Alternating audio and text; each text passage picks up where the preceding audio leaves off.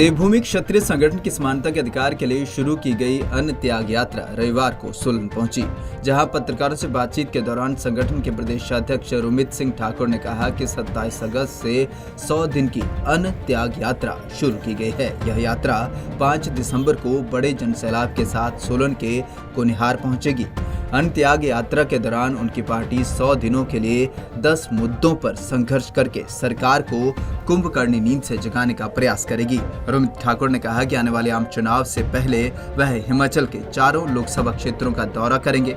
सबसे पहले शिमला लोकसभा क्षेत्र में जाएंगे, इसके बाद मंडी, कांगड़ा और सबसे आखिर में हमीरपुर संसदीय क्षेत्र का दौरा करेंगे। इस दौरान प्रदेश में दिनों दिन बढ़ रही महंगाई और बेरोजगारी के साथ ही हिमाचल में युवाओं में बढ़ रही नशे की लत और आरक्षण की बेड़ियों से प्रदेश को निजात दिलाने के लिए संघर्ष फिर से तेज किया जाएगा। जो 100 दिन की अन्न त्याग यात्रा है, इसमें लगभग हम लोग 10 मुद्दों को लेकर हम लोग चले हैं। और सबसे पहले समानता का अधिकार कि इस हिमाचल प्रदेश की जहाँ पर हम लोग बात करते हैं और बात करते आए हैं, यहाँ पर बिना किसी जाति भेदभाव के सभी के लिए समान नीति, समान योजना का यहाँ पे प्रावधान होना चाहिए। दूसरी बात कि जिस प्रकार से देवभूमि क्षत्रिय संगठन स्वर्ण मोर्चा हमेशा से स्वर्ण आयोग की मांग को बड़ा मजबूती के साथ हम लोगों ने लड़ा है और सरकार के साथ हमेशा से मांग रखी है, और वही मांग निरंतर है, क्योंकि भाजपा कांग्रेस वालों ने धोखा देने के अलावा और पीठ में छुरा मारने के अलावा किया कुछ नहीं है। तो वही स्वर्ण आयोग की मांग निरंतर इस यात्रा के माध्यम से चली है। राष्ट्रीय देवभूमि पार्टी उस चीज़ को लेकर चली है। तीसरा मुद्दा हमारा जो एट्रोसिटी SC/ST एक्ट में उसमें संशोधन की बात को लेकर हम लोग चले हैं। वहीं मंदिरों के चढ़ावे पर सरकार का नियंत्रण खत्म करने की भी रोमित ने मांग की। रोमित ने कहा कि मंदिरों की देखरेख महामंडलेश्वर के हाथों में सौंपी जानी चाहिए। जो हिंदू समाज के मंदिर है, जिस प्रकार से गुरुद्वारों का पैसा सरकार के पास नहीं आता, अपने धर्म को मजबूत करने के लिए जाता है। मस्जिदों का पैसा सरकार के पास नहीं आता, अपने धर्म को मजबूत करने के लिए जाता है। उसी प्रकार से जिस प्रकार का जो क्रिश्चियन है, उनका पैसा, चर्चों का पैसा वो सरकार के पास नहीं आता, वो अपने धर्म को मजबूत करने के लिए जाता है। और जहाँ पर हम लोग दूसरी तरफ नज़र दौड़ाकर देखते हैं तो हमारे जितने भी सिद्धपीठ हैं, हमारे जितने भी शक्तिपीठ हैं, सारे के सारे मंदिरों का पैसा सरकार के पास जाता है।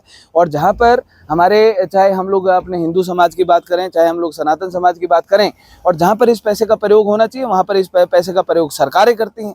और आज हम लोग इस बात को लेकर चले हैं कि ये जो हमारे हिंदू समाज के जो मंदिर हैं, इन हिंदू समाज के मंदिरों के पैसे को सरकार के अधीन से बाहर करके, इन जो सिद्धपीठ और शक्तिपीठ हैं, सरकार के कंट्रोल से बाहर करके, हमारे इस हिंदुस्तान में हमारे धर्म गुरु हैं, हमारे महामंडलेश्वर हैं, शंकराचार्य हैं, जिनके पास वो उपाधि है, उनके अधीन इसे एक ट्रस्ट बनाकर इस पैसे को, जो हमारा सनातन धर्म है, उसको मजबूत करने के लिए। दूसरा, जिस प्रकार से हमारी गुरुकुल शिक्षा प्रणाली पहले हुआ करती थी कि हमारे जो हिंदू समाज के बच्चे हैं उनको हमारे वेदों का, हमारे शास्त्रों का, हमारे उपनिषदों का, हमारे धर्म ग्रंथों की शिक्षा दी जाती थी। और आज की तारीख में हम देखते हैं कि एक तरफ बड़ी बड़ी जो पार्टियां हैं वो बात तो करती हैं कि हिंदू राष्ट्र बनाएंगे, लेकिन मैं पूछना चाहता हूं कि आप हिंदू राष्ट्र बनाएंगे कैसे कि जब आपके बच्चों को आपके धर्म ग्रंथों का ज्ञान नहीं, अपने उपनिषदों का ज्ञान नहीं, अपने वेदों का ज्ञान नहीं, अपने शास्त्रों का ज्ञान नहीं।